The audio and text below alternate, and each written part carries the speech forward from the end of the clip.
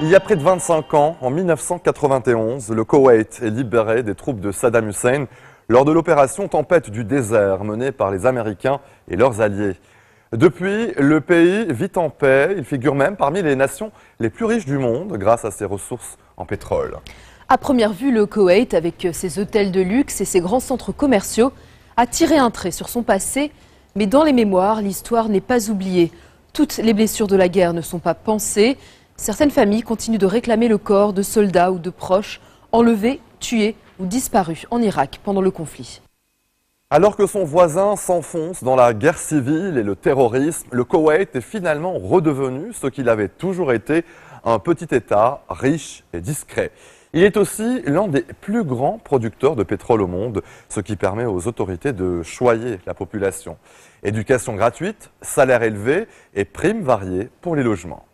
Comment vivent les Koweïtiens aujourd'hui, dont la majorité a moins de 25 ans et n'a pas connu la guerre, dans ce pays qui fait parfois figure de modèle dans la région pour sa relative tolérance religieuse et politique, un vent de liberté souffle sur la jeunesse souvent insouciante. Les reporters de France 24, Miyuki Aramaki et Hakim Abdelkhalek se sont rendus sur place. Le vrombissement s'entend à des kilomètres. À la tombée de la nuit, la jeunesse de Koweït City se retrouve aux portes de la capitale. Le drifting, littéralement, le dérapage, est le sport national. Dans le reste du monde, ce terrain mis à disposition par les autorités servirait peut-être de skatepark. Mais ici, à la place des planches à roulettes, les jeunes s'amusent à casser de vieilles voitures. Avant, on pratiquait ce sport dans la rue, c'était plus dangereux.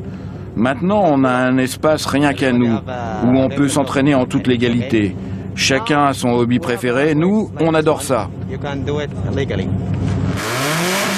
À 22 ans, Abdullah passe 2 soirées par semaine à faire des acrobaties avec ses amis. Pour quelques euros, il rachète de vieux pneus à la casse. À chacune de nos sorties, j'en échange 5, 8, parfois même 10. Les week-ends, un peu moins. Arrive enfin le tour d'Abdullah. Je parie que tu vas te prendre le mur. Dans tes rêves. Aujourd'hui, la majorité des Koweïtiens a moins de 25 ans et n'a jamais connu la guerre. Pour avoir plus de puissance, il faut jouer avec l'embrayage. Pratiquer ce genre de sport, c'est le kiff.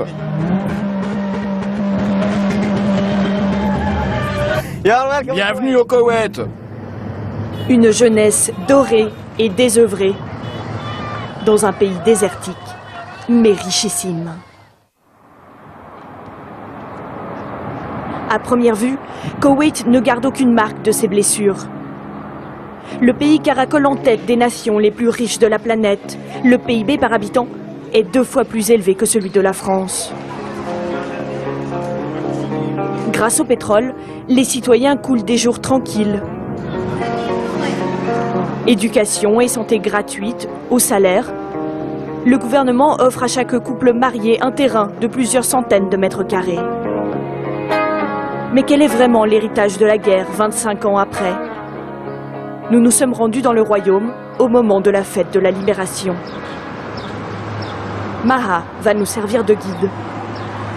Alors que l'ancien occupant, l'Irak, est au bord de l'implosion, ici, les habitants se battent avec des pistolets en plastique.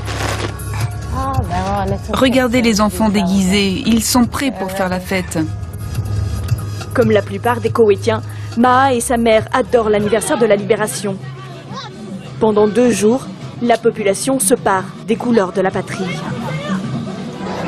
Je peux lui tirer dessus! En 1990, l'école de Maha a fermé plusieurs mois. Sa mère, psychiatre, travaillait comme bénévole auprès de Koweïtiens atteints de stress post-traumatique. Voir que les fusils et bombes ne sont plus que des jouets leur redonne le sourire. J'ai l'impression de revivre le soulagement de la victoire lorsque nous avons récupéré notre liberté après avoir vécu l'enfer de l'occupation. Au programme, danse patriotique. Et pour clore l'après-midi, des invités rarement bienvenus au Moyen-Orient. Mais à Koweït City, contrairement aux autres capitales de la région, l'oncle Sam est célébré comme un libérateur. Bienvenue à nos auditeurs, moi c'est Maha Hassan, je vous accompagne tout au long de cette journée spéciale. Nous retrouvons Maha, qui anime une quotidienne sur la radio anglophone du pays. Aujourd'hui, nous recevons des invités au studio. Bienvenue dans l'émission. Maha et son émission sont des symboles de la tolérance qui règne dans le royaume. Pourtant, aux portes de l'Arabie Saoudite, la jeune femme ne porte pas le voile. Elle est libre de passer de la musique occidentale, comme ce groupe local qui chante en anglais. Mais aussi du rock, du heavy metal, du hip-hop, dans un pays musulman. Une première parmi les nations du Golfe, les Koweïtiennes ont même obtenu le droit de vote, il y a 10 ans.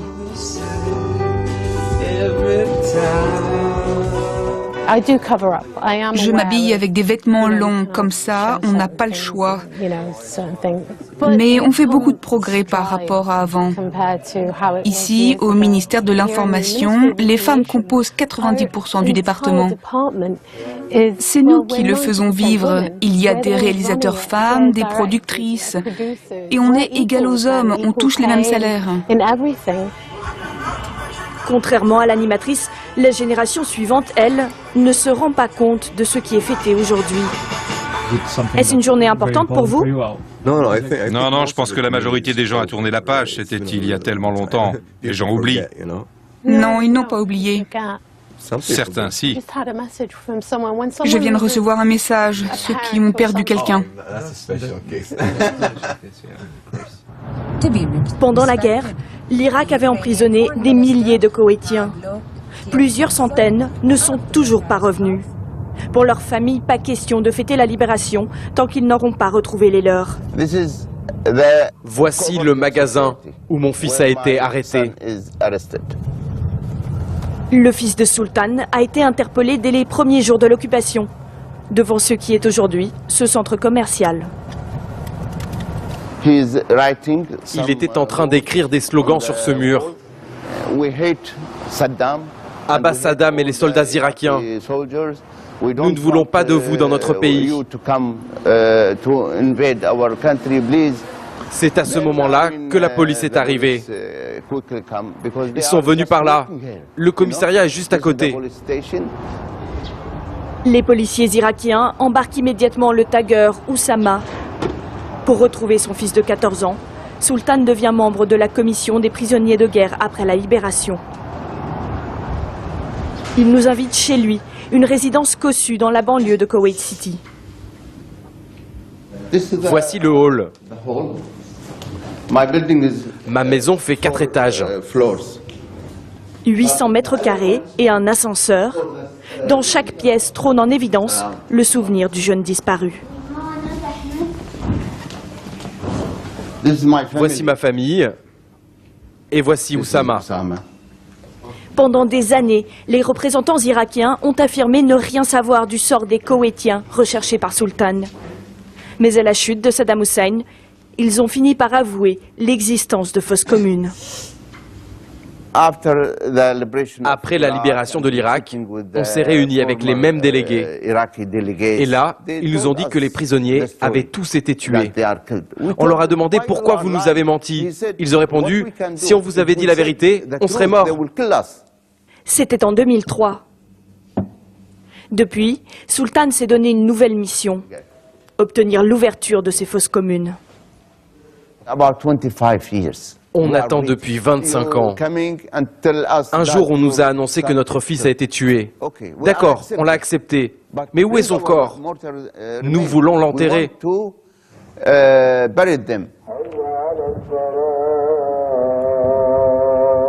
En attendant de pouvoir enterrer son enfant, la famille lui a dédié un lieu de mémoire. Le vendredi, jour de la grande prière, les croyants sont si nombreux qu'ils ne tiennent pas à l'intérieur du bâtiment. J'ai fait construire cette mosquée en 2006. Je l'ai faite pour mon fils, Oussama Sultan Ahmad Sultan Al-Khala, prisonnier et martyr, tombé au nom de Dieu. Nous prions Dieu de lui venir en aide.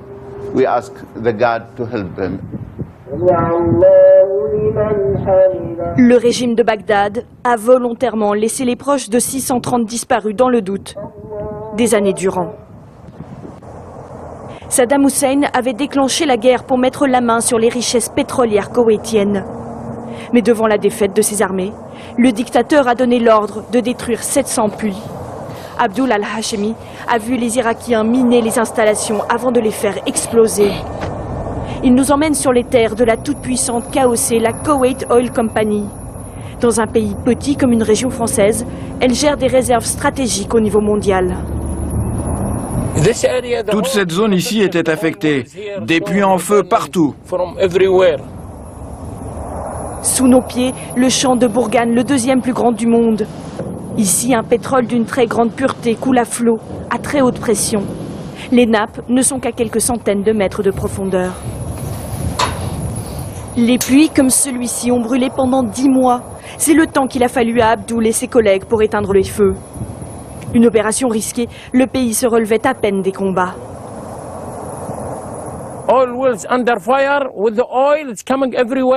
Les puits de pétrole n'arrêtaient pas de brûler, mais il fallait nettoyer la zone des mines, des roquettes, des munitions non explosées. Il y avait aussi des mares de pétrole, aucune route sûre pour atteindre les puits. Ces images ont fait le tour du monde.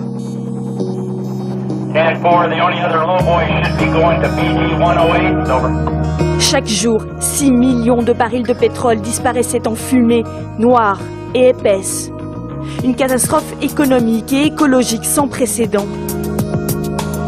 10 000 spécialistes débarquent du monde entier. Le Koweït met en place une unité de pompiers d'élite envoyée en première ligne. Abdul al-Hashemi est choisi pour en faire partie et n'a rien oublié.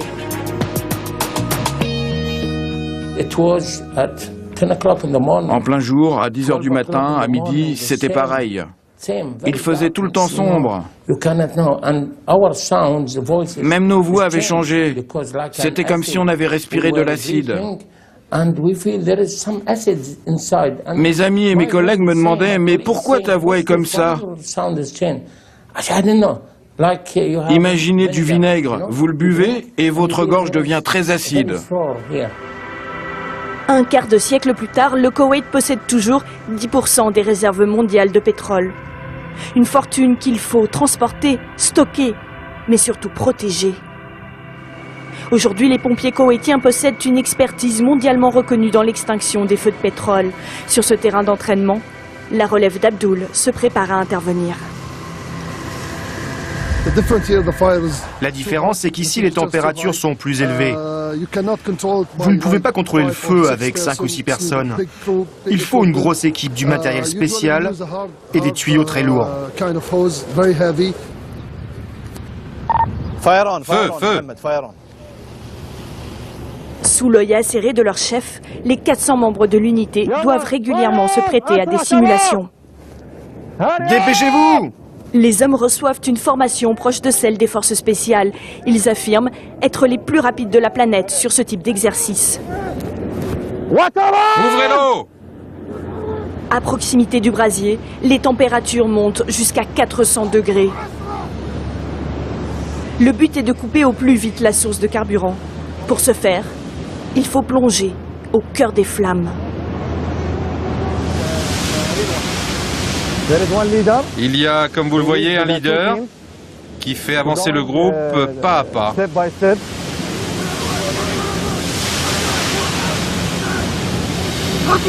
En avant! Marche!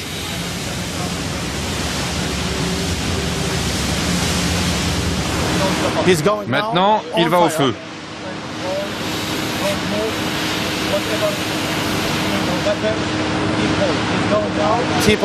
Il est protégé grâce aux tenues inifugées, sa veste, les gants et l'eau. Exercice réussi en moins de 5 minutes. Quand la valve est fermée, dans notre vocabulaire de pompier, on dit qu'il a réussi à affamer le feu.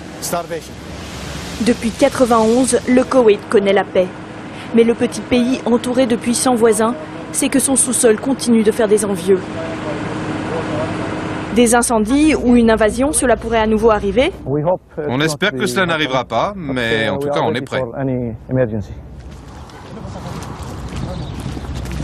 Le Koweït, dernier pays du Moyen-Orient à avoir connu un conflit classique avec annexion, est désormais un havre de stabilité comparé à ses voisins, secoués par le printemps arabe et des guerres civiles. Regardez Code 24, on se retrouve juste après la pause. A tout de suite.